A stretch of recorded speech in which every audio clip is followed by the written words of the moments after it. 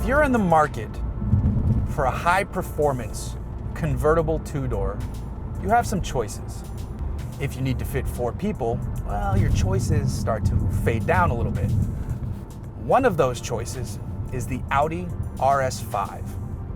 This is a high-performance drop-top luxury German, a lot of other things too that I could throw in there, like Schnell and Splugelblugel, which is a German word you probably don't know, so don't look it up. It is real though, I promise. Is this car worth the money though? We'll get into how much it costs in a bit, but first, let's get into how it drives. This is no meager runabout town, enjoy the sun at 30 miles per hour drop top. This is the aforementioned RS5. That means we're dealing with a pumped up version of Audi's A5 convertible, a pumped up version of even the S5. Under the hood, we have a 4.2 liter V8 engine, and it's good for 450 horsepower and about, I think, 317 pound-feet of torque or so. It's paired with a 7-speed gearbox, which is the typical love it or hate it Audi gearbox when you're dealing with their automatics. The best way to drive this car is not to leave it in drive because it just hunts for the best fuel economy, not to leave it in sport because it just hunts and stays at the red line, but to drive it in manual mode. Shift it yourself, that's how you're going to enjoy this car to its fullest potential. And when you do, the gearbox is great. It shifts quickly, it cracks them off, you get a nice pop on downshifts, so it's enjoyable in that mode. In the other modes, when you're just cruising, it's all right.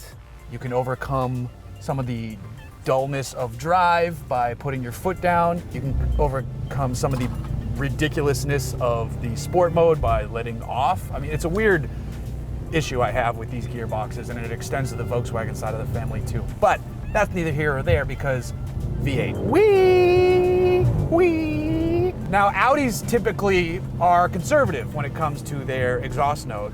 The R version of the cars, like this and the RS7, kick things up a notch. They don't go buck wild, but they do give you some noise. But it's still, this could be so much more in the oral excitement department. Take, for example, a car like the Bentley Continental, I believe it's the GTS, that has the same motor as the RS7, which is just a bananas car, as you guys already know. The exhaust note on that Bentley, same motor, that car sounds like a hot rod. It sounds so good. In the Audi, you get some good notes if you really put your foot into it. You have to listen for them. In the Bentley, you don't have to listen. The car shouts at you and tells you to go faster and spend more money and be just a more amazing 1%er.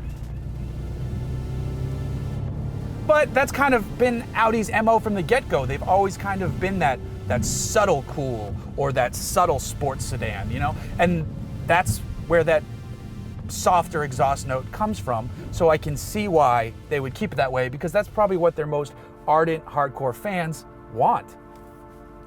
Me, I want loud.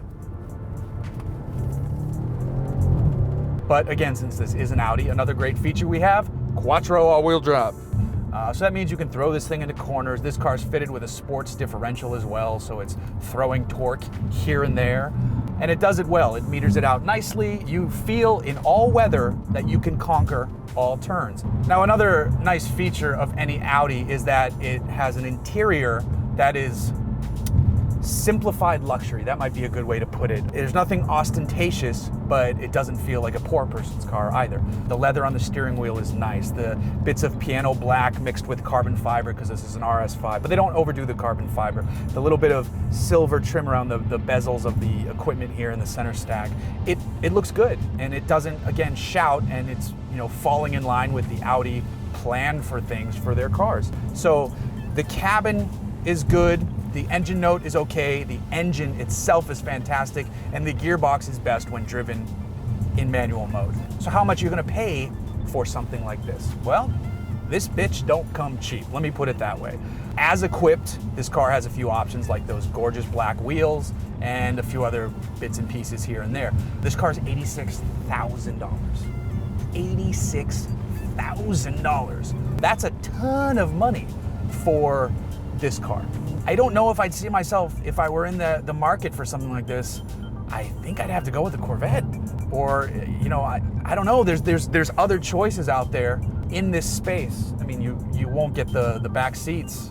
You know, this is a 2+2 essentially, but you better have legless friends to sit in the back seat.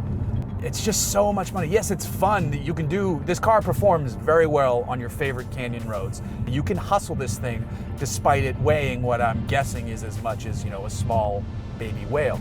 But even with all that, you can still move it around a little bit. It's got the dynamic steering. Actually, it's got, you know, dynamic engine, transmission. You can adjust it with the drive select mode. You can put it into a comfort mode. You can put it into a dynamic mode, and it adjusts a lot of features actually when you pull it up on the screen. My favorite is to set the individual one, so I can adjust the engine and transmission, the steering, the sport differential, and the engine sound. I put almost everything in dynamic, but I leave the steering in automatic so that if I'm just cruising around town, it's nice and light. On the highway, it's light enough as well. But if you pick up speed and you're putting in more turning effort, and the car senses all of that, and it tightens up. And it does a good job of it because these electronic power steering systems just continue to get better and better. So I don't think there's a ton of bang for the buck here. There's a good amount of bang, but it's a shitload of buck. On the flip side, for a little bit more money, I've also been spending time with the Aston Martin V8 Vantage GT, a car we've driven in the past, but you'll see why I'm driving it again real soon. That car is, you can have it for $99,000, the base one. The one I'm driving is about $110,000. That's not that much more than this car if you think about it. So if you can afford an $86,000 car, you might be able to afford a $99,000 car. And in that case, you now have an Aston Martin.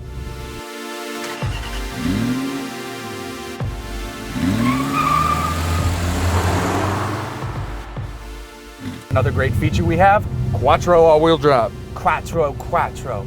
You feel in all weather that you can conquer all turns. And I think that Audi should put that in their ad. That should be a tagline. Conquer all turns in all weather. You can pass people who are going too slow, like this ES300H, which clearly they hate driving because they have an ES300H. So if you can afford an $86,000 car, you might be able to afford a $99,000 car. And in that case, you now have an Aston Martin. So, I mean, yeah, if something breaks on the Aston, you're just